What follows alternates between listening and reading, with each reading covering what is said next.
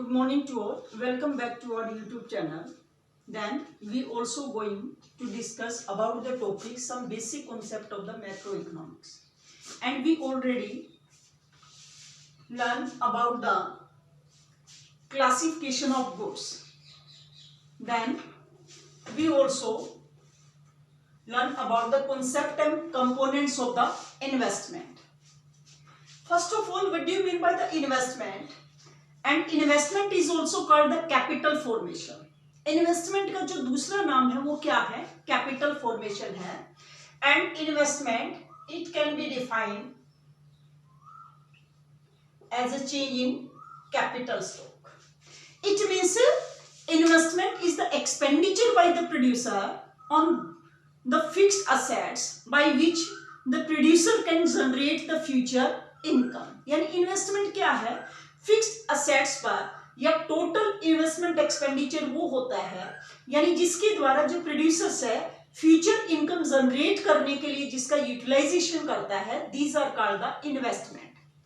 And investment it is also called the capital formation क्योंकि इसके द्वारा कैपिटल फॉर्मुलेट की जाती है, कैपिटल जनरेट की जाती है, फ्यूचर कैपिटल जनरेट की जाती है.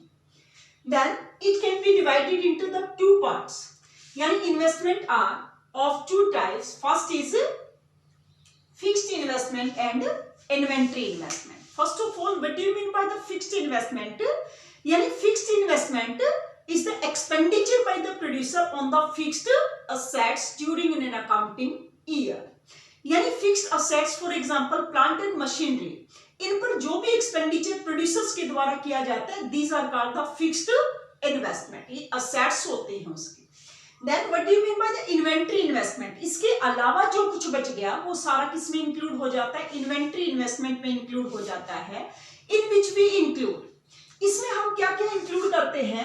इसमें हम semi finished goods, semi finished यानी जो अंडर द प्रोडक्शन प्रोसेस है, फिनिश्ड गुड्स जो उसके पास स्टॉक के रूप में है, एंड रॉ मटेरियल्स जो एज ए उसके पास अवेलेबल होता है गुड्स प्रोड्यूस करने के लिए. यानी it is the sum total of the semi finished goods, finished goods and raw materials. These are called the inventory stock of the producers. And the inventory stock is also called the change in stock. And change in stock can be find out with the help of the difference between the closing stock and opening stock. यानी change in stock क्या होता है? इसको inventory stock भी कहते हैं, change in stock भी कहा जाता है. And how we can find out the value of change in stock? It can be find out with the help of the difference between the closing stock and opening stock. यानी closing में से opening stock को less कर देंगे, then we can find out how much stock we have available at the end of the accounting year.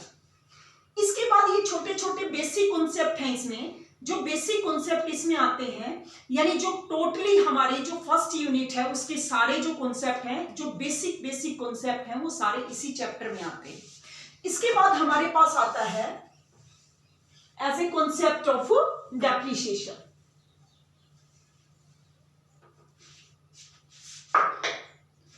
Concept of depreciation.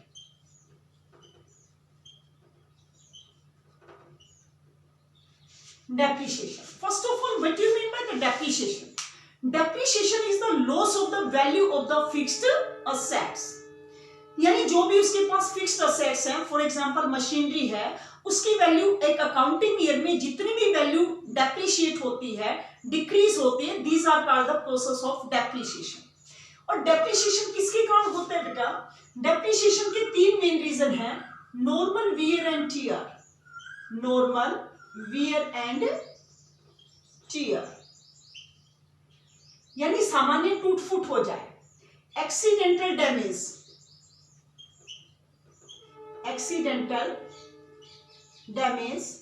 और next है, ये इसका मेन है, एक्सपेक्टेड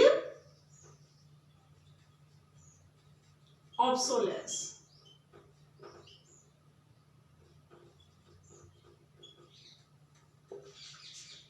यानी डेप्रिसिएशन की जो सिचुएशन है वो क्यों अराइज होती है, किसके कारण अराइज होती है?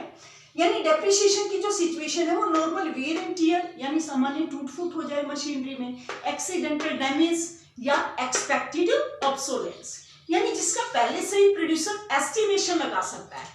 एंड एक्सपेक्टेड ऑब्सोलेंस अराइज होने का जो मेन रीजन होता है वो होता है change in demand and change in demand pattern.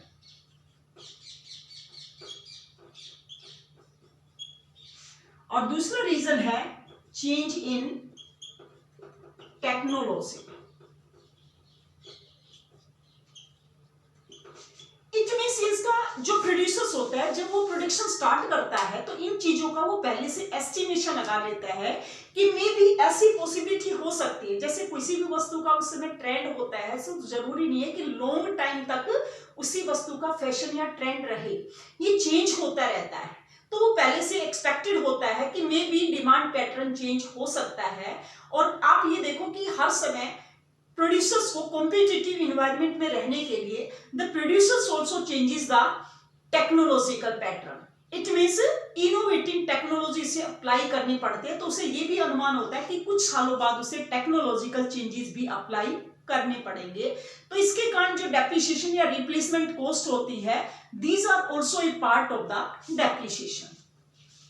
तो एक्सपेक्टेड ऑब्सोलेंस यानी जिसकी पहले से ही अनुमान लगा सकते हैं, वो किसके कारण अराइज होते हैं, डिमांड में चेंज होने के कारण और टेक्नोलॉजिकल चेंज होने के कारण जो भी चेंजेस आते हैं वो डेप्रिसिएशन का ही एक पार्ट होते हैं।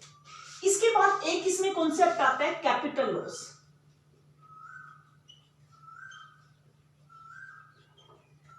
Capital loss and depreciation are the same concept, but there is a minor difference between the capital loss and depreciation. Capital loss is also decreasing the value of the fixed assets during an accounting year. यानी एक accounting year में जो भी capital यानी जो भी हमारे पास assets होती है उसकी वैल्यू जब डिक्रीज होती है तो वो भी क्या कहलाता है, capital loss. And these are also called the depreciation. Then what's the difference between the depreciation and capital loss? तो डेप्रिसिएशन एंड कैपिटल लॉस में मेन डिफरेंस क्या है? तो ये देखिए बेटा, इसमें यानी जो डेप्रिसिएशन होता है वो एक्सपेक्टेड ऑब्सोलेंस के कारण अराइज होता है and the capital loss also arises unexpected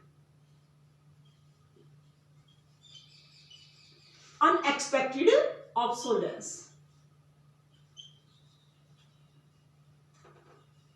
इसके कारण अराइज होता है। ये क्या है? अनएक्सपेक्टेड यानी जिसका हम अनुमान नहीं लगा सकते, प्रोड्यूसर एक्सपेक्टेशन नहीं कर सकता कि मे बी ऐसा हो सकता है या कब होगा।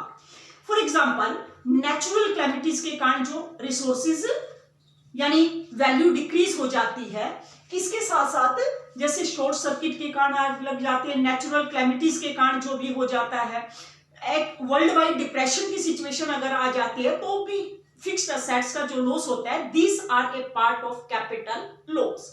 जैसे हम डेप्रिसिएशन का जो लॉसेस होता है this can be complete with the help of the depreciation reserve fund, but the capital loss can be complete with the help of the किसके द्वारा कंप्लीट किया जा सकता है, एज ए इंश्योरेंस के द्वारा कंप्लीट किया जा सकता है। Then these are the difference between the as a depreciation and capital loss. It means इसमें हम एक्सपेक्टेड ऑब्सोलेंस को इंक्लूड करते हैं, इसमें हम अनएक्सपेक्टेड ऑब्सोलेंस को इंक्लूड करते हैं। So these are the main difference between the depreciation and capital loss. एक इसमें टॉपिक आता है रिप्लेसमेंट कॉस्ट का, छोटा सा है ये भी डेप्रिसिएशन की तरह होता है, रिप्लेसमेंट कॉस्ट।